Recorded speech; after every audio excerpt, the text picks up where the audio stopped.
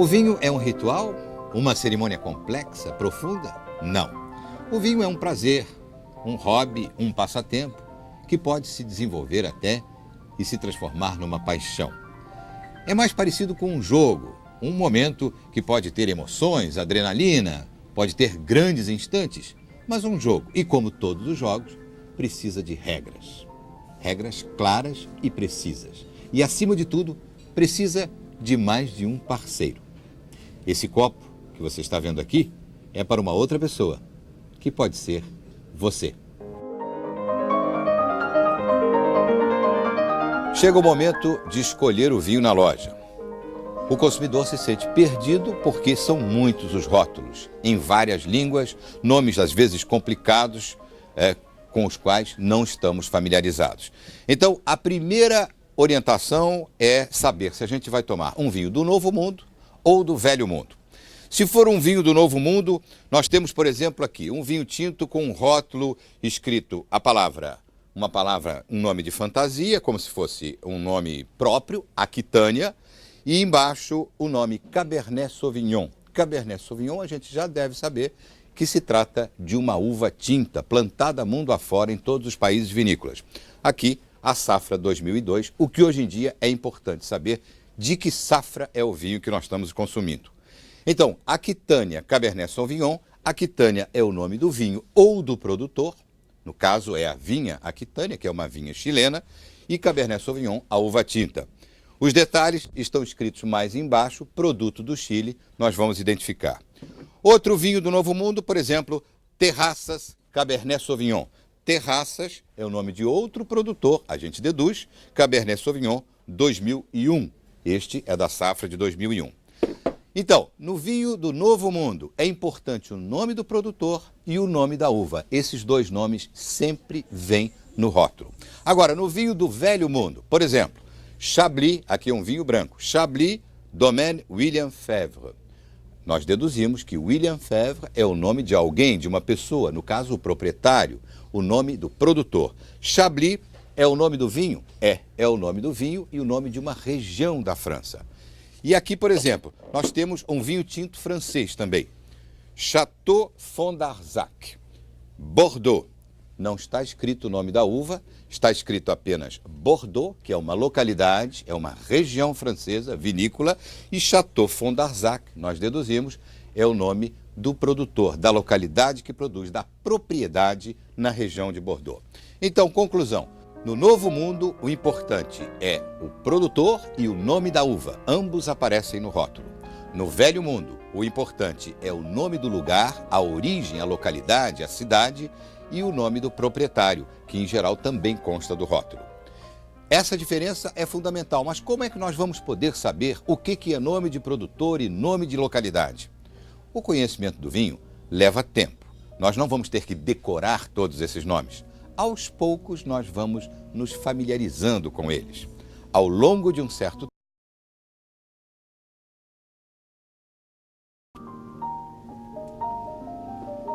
paz, calma, escuro, frio, ausência de barulho. Isto aqui é uma adega, lugar muito bom de se ficar. O vinho agradece, aliás. Aqui se guardam as garrafas de vinho de maneira a que o vinho se desenvolva, que ele fique melhor.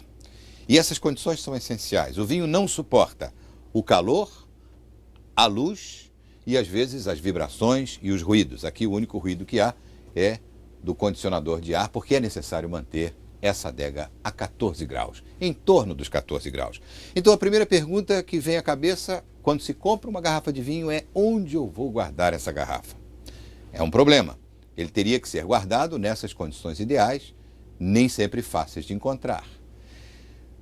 Caso seja um vinho branco, fresco, frutado, pode-se guardar na geladeira até o dia seguinte, no máximo 2 dias.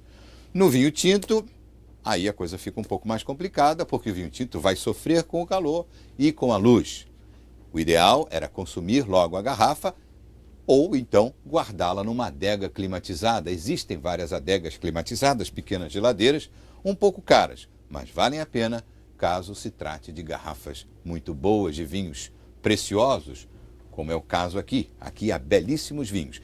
Em todos os casos é necessário deitar as garrafas. Elas têm que ficar horizontais. Sejam vinhos brancos, tintos ou espumantes. Todas devem ser mantidas, como eu disse, ao abrigo da luz e do calor e na posição horizontal. Hora de servir o vinho branco. Ponto mais importante, a temperatura correta. O vinho branco normalmente se serve a uma temperatura entre 10 e 12 graus. E para isso, mergulha-se a garrafa, depois de aberta, num balde com gelo e água, em proporções equivalentes. O nível da água chega mais ou menos ao início do ombro da garrafa, dessa parte arredondada, portanto cobrindo aproximadamente 2/3. Depois de mergulhada no balde, nós giramos levemente a garrafa por alguns segundos, enquanto a conversa começa na mesa, antes de servir, para que ele se resfrie mais rapidamente. Há vinhos brancos que se servem a temperatura mais baixa, são os vinhos mais novos, a 10 graus aproximadamente. Os espumantes, a 8 graus. Um grande espumante vai poder ser servido a uma temperatura um pouquinho mais elevada, mas normalmente vamos contar entre 10 e 12 graus. Importante é aquela regra que deve ser aplicada a todo o serviço de vinhos. Serve-se um copo até mais ou menos 1/3 do copo. Talvez um pouquinho mais do que isso.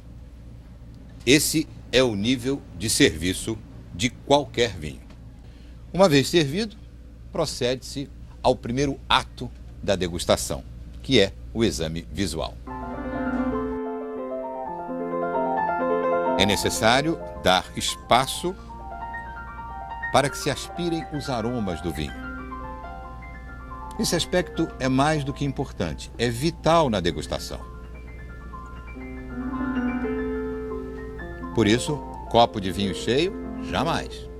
O momento de abrir a garrafa exige uma certa destreza e um pouco de paciência.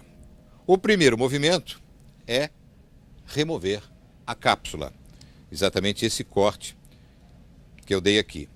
O segundo movimento é o saca-rolha. O saca-rolha tradicional, existem vários tipos de saca-rolha.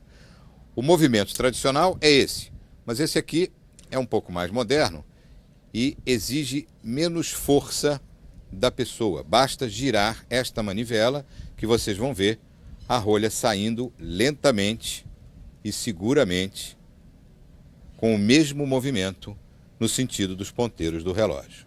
Aqui está a rolha em perfeitas condições. Quais os cuidados a tomar em relação ao vinho tinto? Bem, depois de aberta a garrafa, basicamente os mesmos procedimentos que tivemos com o vinho branco, sente-se a temperatura do vinho. O vinho não pode estar a temperatura muito elevada. Não é o contrário do branco, o branco gelado, o tinto a temperatura ambiente. Não é. O que se quer dizer, ou o que se queria dizer com temperatura ambiente? Era o ambiente de antigamente, do século XIX, na Europa, onde não existia calefação. Então, o vinho era servido a 18 graus, 16 no máximo. Ele saía da adega a 14 graus e então se acomodava no ambiente até 18 graus. Significa que o tinto não pode ser servido a temperaturas superiores a 20 graus. O que se faz então? É permissível? É mergulhar-se a garrafa de tinto no balde de gelo por 4 a 5 minutos. Depois desses 4 a 5 minutos, vê-se que o vinho está mais fresco, mas é necessário não exagerar, porque aí o vinho estará, entre aspas, quebrado. Ele não terá mais aromas. Vamos manter o vinho a temperatura de 16 graus, por exemplo, no máximo 18, até 20 é tolerável. Serviço do vinho tinto, mesma coisa, lentamente, 1/3 do copo. Os gestos do vinho tinto, os mesmos dos brancos. Só que vai haver uma diferença marcante nos aromas. O vinho tinto tem outra personalidade, desenvolve outros aromas e, às vezes, tem maior presença. Isso será facilmente notado no exame olfativo. Mas antes do exame olfativo, o ritual de sempre, o exame visual. O que nós vamos ver? A primeira qualidade é a transparência. Um vinho turvo não está bom.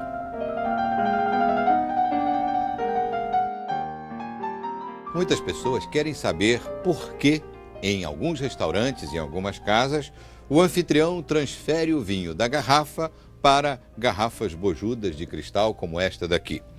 Essas garrafas se chamam decantadores. Isto aqui é um decantador, que vem do inglês decanter. E transfere-se o vinho da garrafa comum para o decantador para que o vinho respire mais, ganhe mais espaço e melhore. Por quê? Parece um detalhe, mas é verdade. O vinho passou muito tempo, pelo menos 2 anos, ou 3 na maioria dos casos, apertado dentro dessa garrafa com rolha. Quando ele sai, ele toma o primeiro contato com oxigênio. E para oxigenar melhor o vinho, o procedimento é este. Lentamente, o vinho vai de uma garrafa para o decantador. Qualquer vinho vai se beneficiar desta aeração, desse contato com o oxigênio. A outra utilidade desse gesto é, quando o vinho tem depósito no fundo, o depósito fica na garrafa original e não passa para a garrafa decantada. É desta garrafa que se vai servir o grande vinho, o vinho médio e o vinho modesto.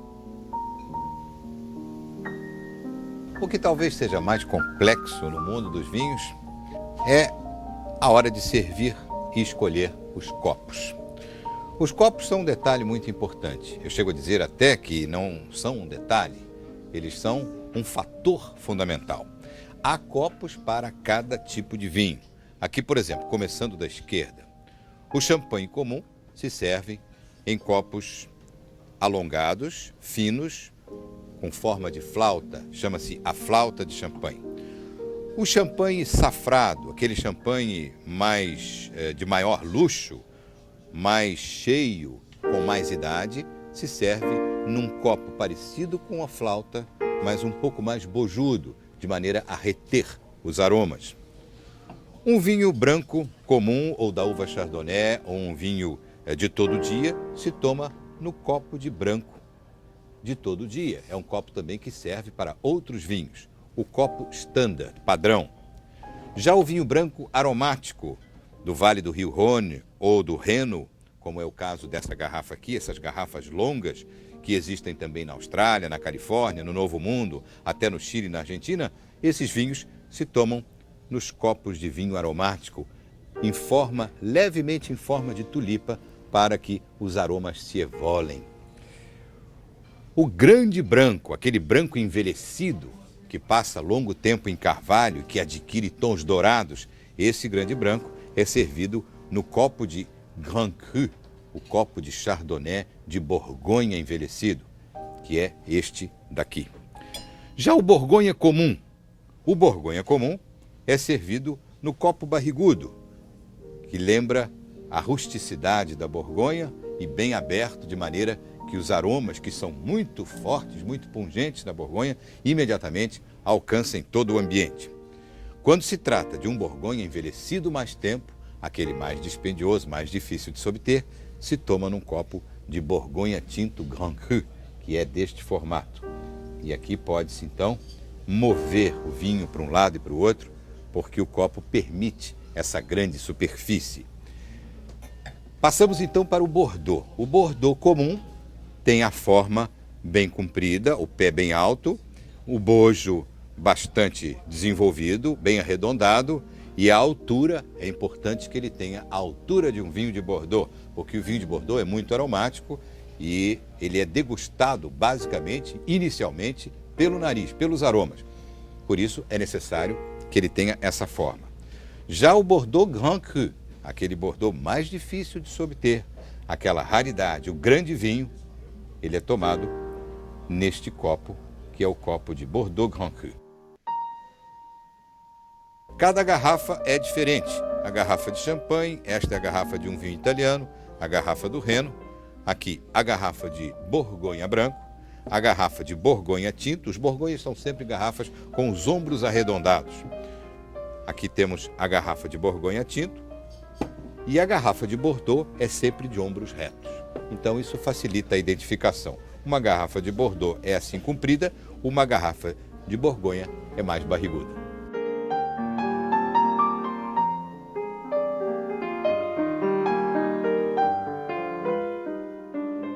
Agora que você já conhece o serviço básico de vinhos, tem que guardar apenas aquela noção preliminar, clássica, tradicional. O vinho branco acompanha peixes e frutos do mar, o vinho tinto acompanha carnes, grelhados, assados, caças. O queijo tanto pode ser tomado com um branco ou com um tinto, e as sobremesas, em geral, são escoltadas por vinhos doces. É sempre assim? Não. A regra pode variar, porque há peixes, por exemplo, que são servidos com tinto. E muitas carnes, também como carnes brancas, podem ser servidas com vinho branco. Mas esse é o final de uma história que começou há muito tempo, em outro lugar e sempre nos vinhedos, como você vai ver agora.